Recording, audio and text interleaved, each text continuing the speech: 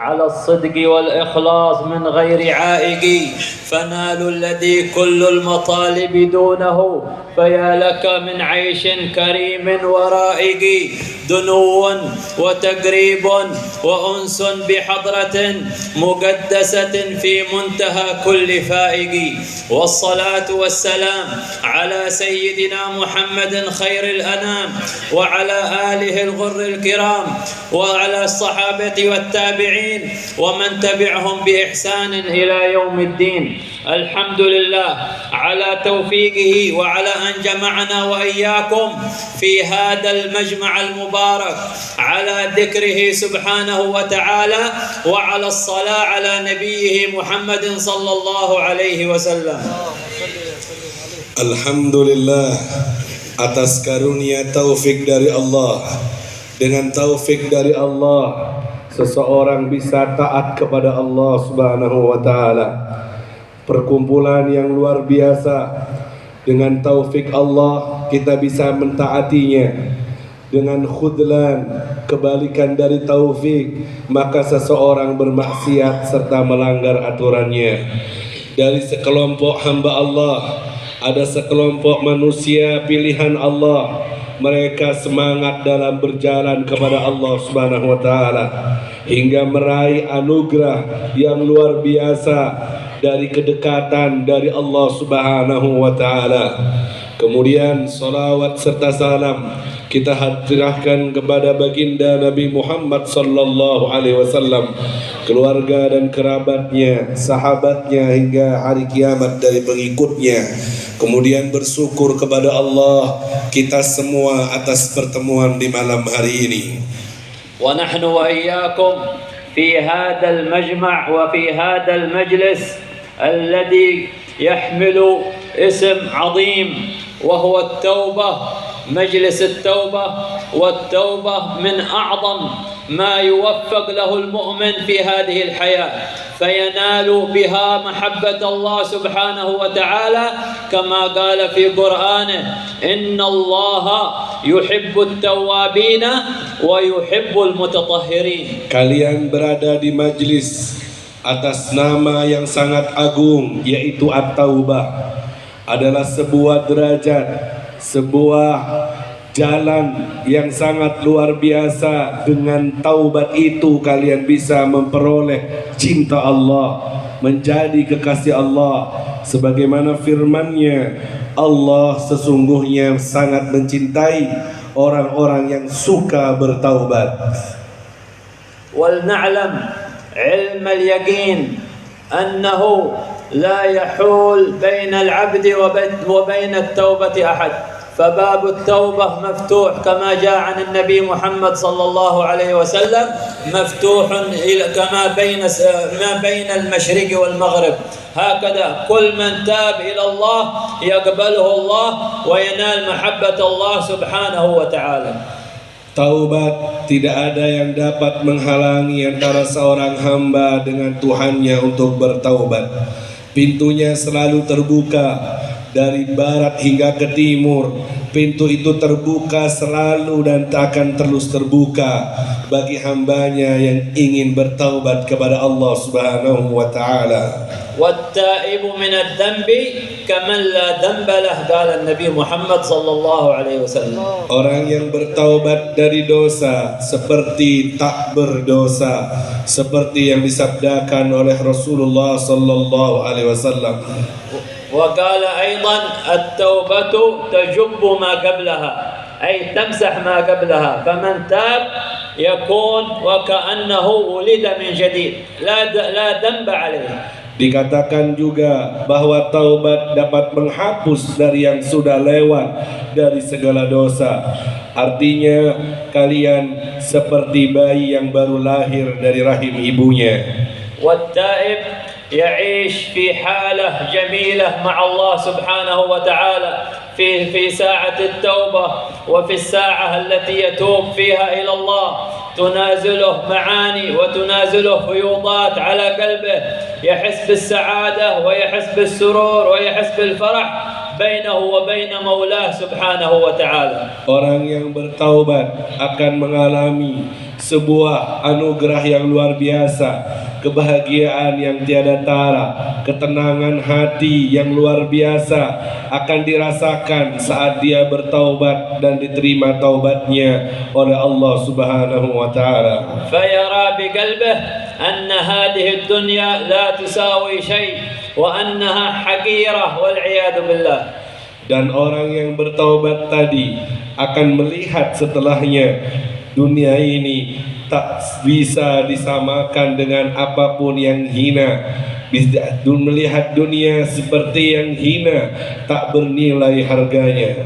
ولا ييأس المؤمن مهما كثرت ذنوبك تب إلى الله سبحانه وتعالى يقبلك ولو بلغت عنان السماء كما جاء في الحديث القدسي يقول الله تبارك وتعالى يا ابن آدم لو بلغت ذنوبك عنان السماء ثم استغفرتني غفرت لك على ما كان منك ولا أبالي. Tidak boleh seorang mukmin berputus asa dari rahmat Allah sekalipun banyak tumpukan dosa. Sekalipun dosanya sampai ke langit yang tinggi sana, sebagaimana disebutkan di dalam hadis, wahai manusia, jikalau dosamu sampai ke langit banyaknya, maka kemudian engkau bertaubat kepada Allah, maka Allah akan menerima taubatmu dan Allah tidak peduli dengan banyaknya dosamu. كثير من الأولياء ومن الصالحين كانت لهم سوابق في المعاصي، سوابق في شرب الخمر، ولكنهم عندما تابوا إلى الله سبحانه وتعالى صاروا من أولياء الله.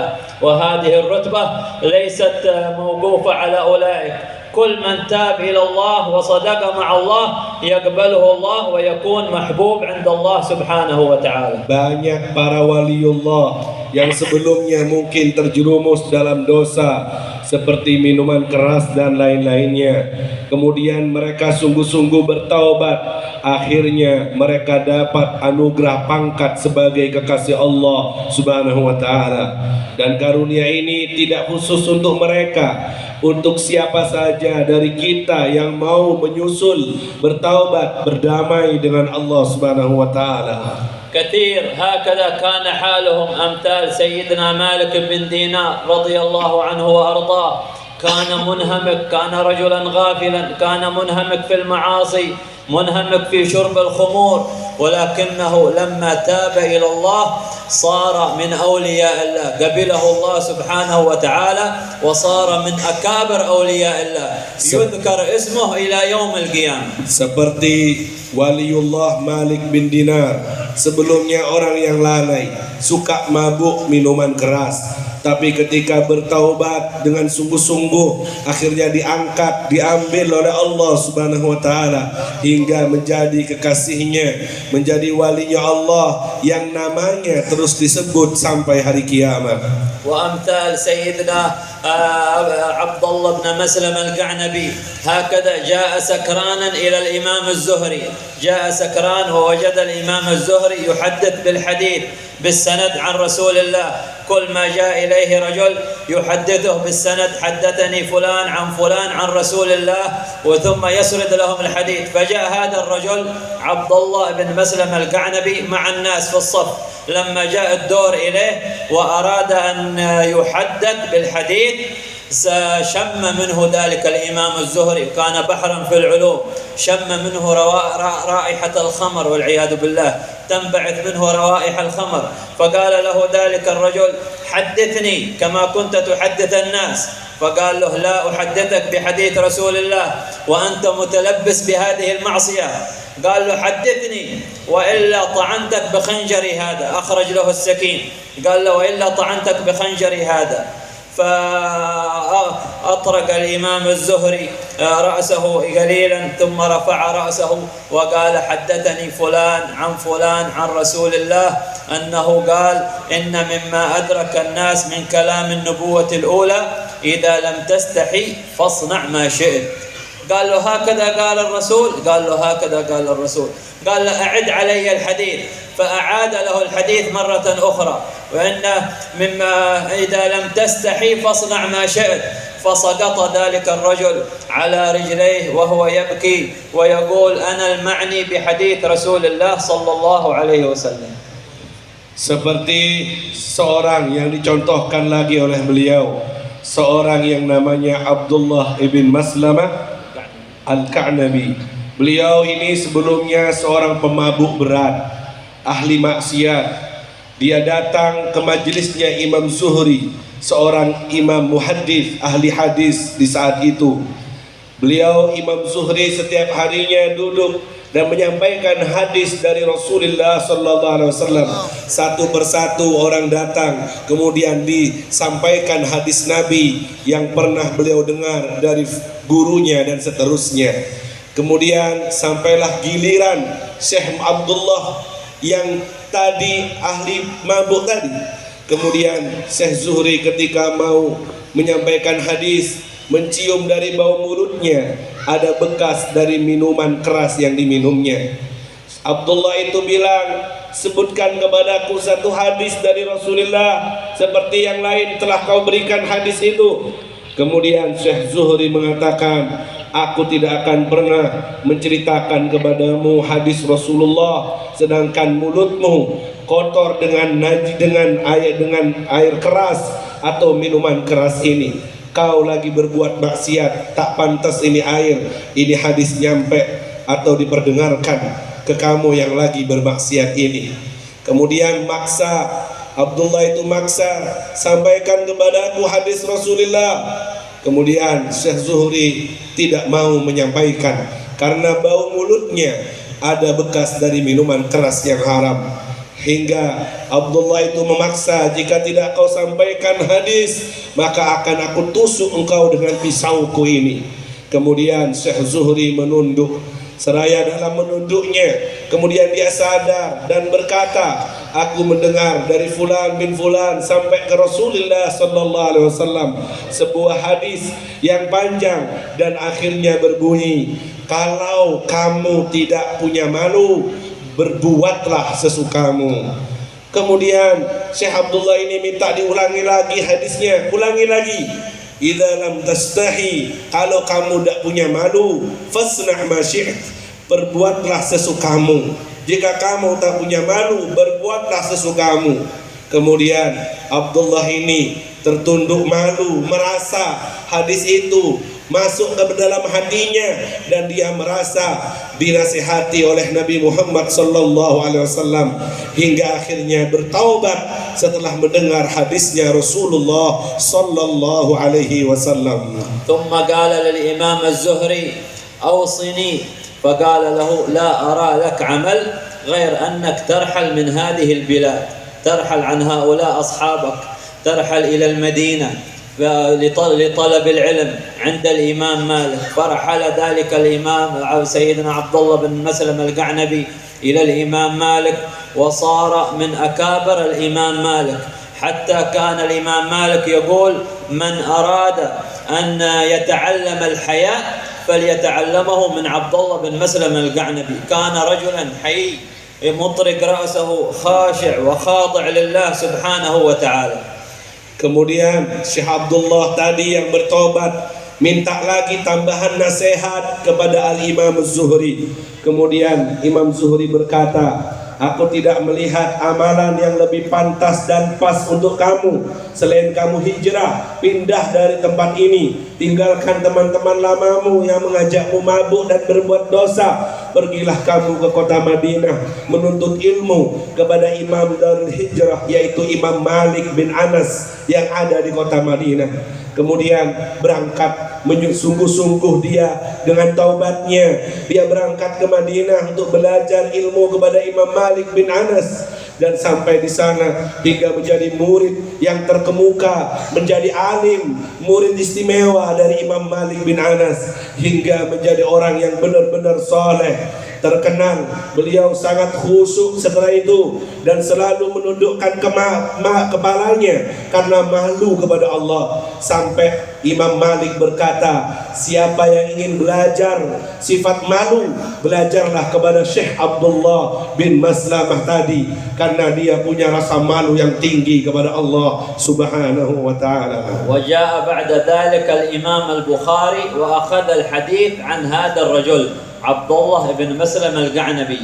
قال العلماء يكفيه فخر هذا القعنبي أن الإمام البخاري أخذ عنه العلم وصار من طلاب وتلاميذ هذا الإمام. انظر كيف كان سكران وكان متلبس بالمعاصي، ولكن لما تاب صار ما شاء الله جوهرة محبوبة عند الله سبحانه وتعالى. Lihatlah, Syekh Abdullah ini menjadi ulama besar yang dahulunya pemabuk berat, ahli maksiat. Ketika bertaubat dengan sungguhan, dipindah dan diangkat derajatnya oleh Allah. Sampai-sampai Imam Bukhari sebagai imam yang mengumpulkan hadis menjadi tersahih hadisnya. Ambil hadis dari beliau Abdullah bin Maslamah. Beliau Imam Bukhari menjadi ambil hadis kepada Syekh Abdullah tadi. Luar biasa, dengan taubatnya yang sungguh-sungguh, beliau sampai jadi mutiara yang mahal setelah bertaubat kepada Allah Subhanahu wa ta'ala. ولما رأى الرسول صلى الله عليه وسلم تلك المرأة التي فقدت ابنها وهي تبحث عنه وتبكي تبحث عنه وتبكي، فلما وجدته حملته وهي تبكي وتحضنه وتقبله، والصحابة ينظرون والنبي ينظر إليها والصحابة ينظرون في مشهد فيه الخشوع، في مشهد فيه العظمة. فقال لهم النبي أترون هذه المرأة؟ فقالوا نعم يا رسول الله. فقال عليه الصلاة والسلام لله أشد فرحا بتوبة عبده من الأم الشفيقة بولدها. Lihatlah ketika Rasul dan para sahabat melihat seorang ibu yang kehilangan anaknya, kemudian sang ibu mencari dan mencari. Setelah ditemukan, ibu itu sangat bahagia, lari untuk mengambil anaknya yang ditemukan. Penampakan atau pemandangan ini dilihat oleh Rasulullah sallallahu alaihi wasallam dan para sahabatnya, dan Nabi bersabda, wahai para sahabat, lihatlah begitu bahagianya ibu itu setelah menemukan anaknya yang hilang, dan ketahuilah sungguh Allah Subhanahu wa ta'ala lebih bahagia daripada ibu ini ketika melihat kalian mau bertobat kepada Allah Subhanahu wa ta'ala. فنغتنم هذه الحياة ونقبل على ما أمر الله به حتى لا نندم في ذلك اليوم، يوم القيامة، يوم لا ينفع فيه الندم والعياذ بالله. Ayo kita isi sisa umur hidup kita dengan sebaik mungkin sebelum datang hari penyesalan yang mana tidak ada manfaat di hari itu penyesalan. يوم يعض الظالم على يديه يقول يا ليتني اتخذت مع الرسول سبيلا. يعض على يديه من الحسرة والندامة، يعض حتى يكمل يده إلى الساعد، ويأتي إلى هذه اليد يعض عليها حتى يكملها، فيذهب إلى اليد الأخرى ترجع مثل ما كانت، وهكذا كل ذلك حسرة وندامة. يوم يعض الظالم على يديه يقول يا ليتني اتخذت مع الرسول سبيلا. Di antara gambaran penyesalan yang disampaikan oleh Allah di hari kiamat yang akan terjadi, di antara mereka menyesal hingga menggigit jemarinya, bahkan hingga habis jemarinya, menggigit lengannya yang kanan dan yang kiri. Begitulah penyesalan yang disampaikan, digambarkan oleh Allah dalam Al-Quran. Menyesal kenapa? Menyesal karena tidak mengikuti jalannya Rasulullah sallallahu alaihi wasallam, salah memilih panutan. يا ويلتى ليتني لم أتخذ فلانا خليلا لقد أضلني عن الذكر. عندما اتخذ الصاحب كما يقولون الصاحب ساحب، الصاحب كل من تصحبه إن كان من الأخيار صرت مثله خيرا، وإن كان من الأشرار والعياذ بالله صرت شريرا، كما قال النبي عليه الصلاة والسلام المرء على دين خليله فلينظر أحدكم من يخالل.